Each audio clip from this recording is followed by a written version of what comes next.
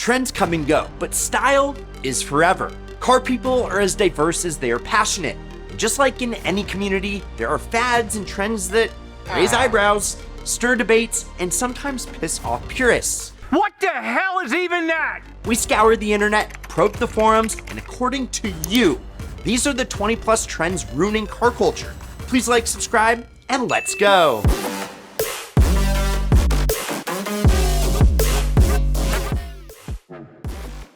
Extreme cambering, where wheels look like they're about to fall off, can be functionally problematic. It compromises drivability, and to many, it just looks odd. It's a road hazard, and according to a lot of you, the taste police should ticket these guys for making their cars look broken on purpose. Now, no hate from me. I'd be lying if I haven't been to my fair share of stance wars. It's your car, you do you. Everyone, even your neighbors, love a good exhaust note, but there's a line between a sweet sounding exhaust that makes music and one that just makes noise, especially when the loudness doesn't quite match the car's actual performance. There is a difference between making your car sound like broken down farm equipment and an expertly tuned exhaust system that even your neighbors would love.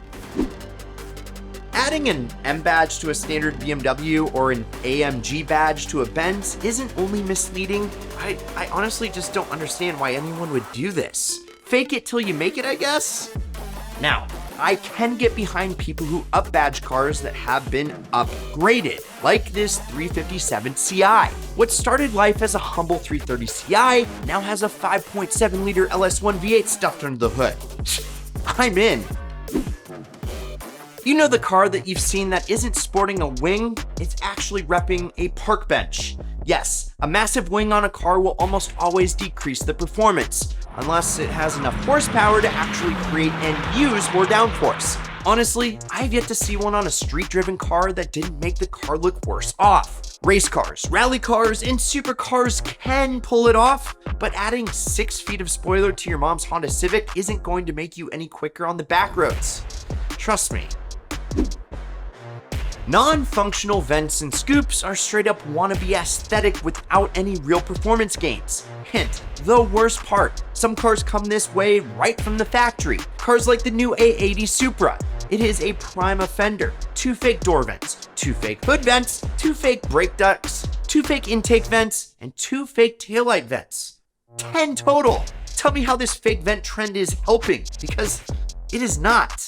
And I'm all for louvers and vents and aero, but it's got to be the real thing. Yeah.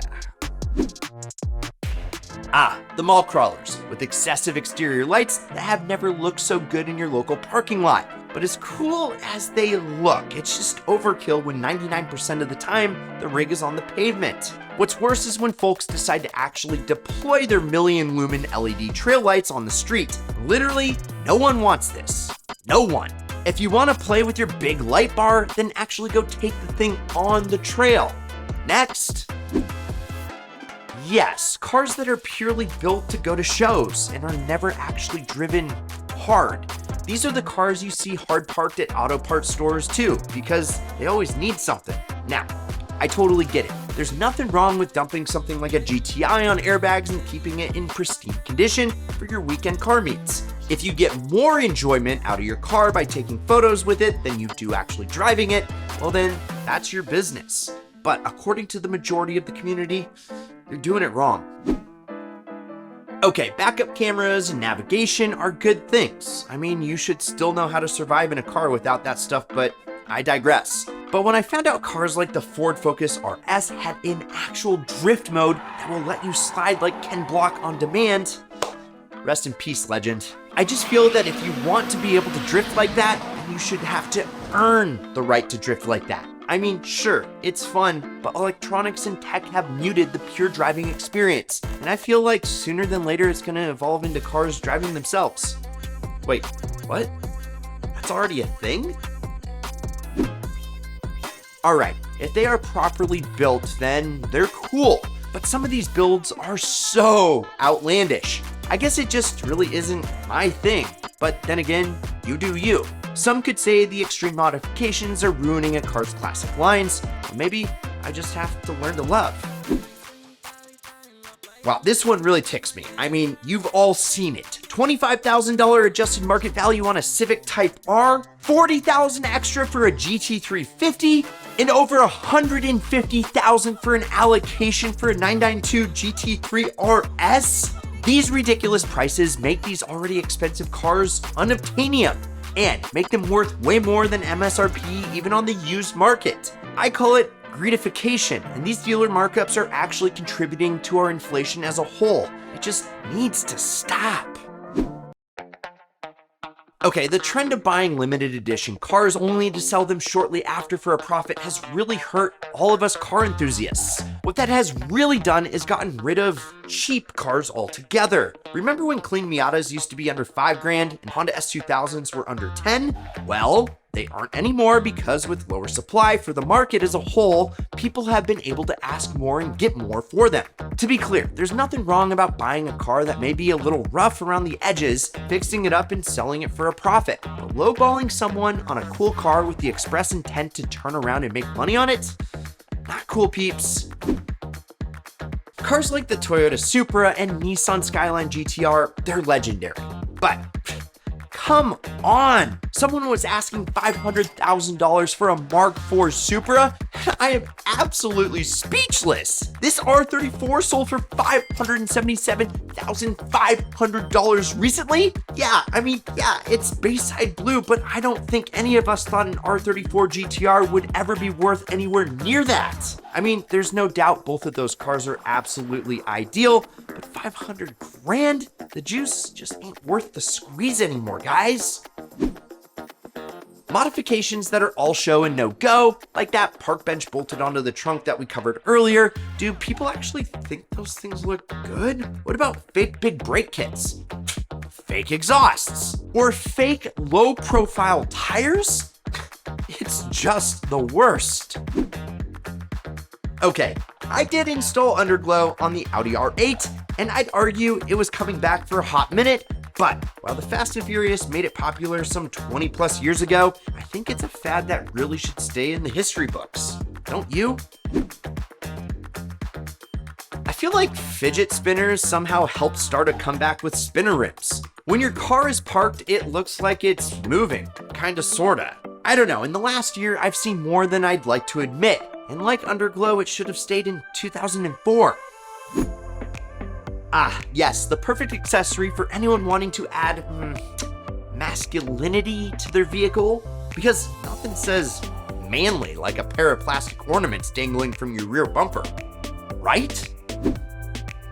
BMW might be to blame for bringing it back, but their ginormous chrome grills that are a legitimate health hazard? No, seriously, chrome plating is actually set to be banned next year over health-related issues. Okay, and yes, I know the ones on BMWs are not real chrome, they're plastic, but I personally like the blacked out phase automakers we're going with. Hopefully, we're about to get more of it. ICE, or in-car entertainment, has gotten so good lately. So good, in fact, that I've noticed that I can hear other drivers' music more and more. I don't know what these kids are listening to these days in their parents' rides, but you could argue it is noise pollution. It used to be you'd have to throw a couple aftermarket subs in your trunk to piss off fellow enthusiasts. But now, it seems like almost any car's sound system is so good that it can get too loud. Okay, nope. I couldn't keep a straight face. I blast my music at full volume all the time. Get used to it. Sure, the Rolls-Royce Spirit of Ecstasy is iconic, but your DIY hood-mounted dolls? That's just straight up creepy. I'm out. I think we can all blame the C8 Corvette for this one, because it was the first cheap supercar looking thing that most people assumed would have billionaire doors. And it just looks wrong on pretty much any car that didn't have them from the factory. Don't you think? I did wish that I had them on the R8 though. There's nothing wrong with tasteful tint, although weirdos like Trav are pretty firmly planted in the Fishbowl Society. Now what I'm talking about here is specifically overly tinted windshields. There's a reason you don't wear sunglasses at night. And there's no way to untint your blacked out windshield at night, which is a huge safety issue. People that tint their headlights? Guys, just stop. Dodge, I'm looking at you for this one. Yeah, it's weird that even cars like the BMW M3 have artificial sound pumped into the cabin. But these next-gen EV muscle cars makes synthetic sound on the outside? It's not fooling any diehard fans. Guys, know that we made this video purely for entertainment purposes, and if you like any of these trends, then don't let some dude on the internet make you feel bad about it. Do your thing. That's part of what makes being a car enthusiast special, and each and every one of us makes it unique. So, are you guilty of any of these trends? Which ones do you actually like? What were the ones that you just can't stand? Let us know down below. And hey, go check out this Ideal vid up here, or whatever YouTube recommends you watch next. I'm Brad, this is Ideal. Like, subscribe, turn on that notification bell, and promise me one thing, keep living the ideal lifestyle.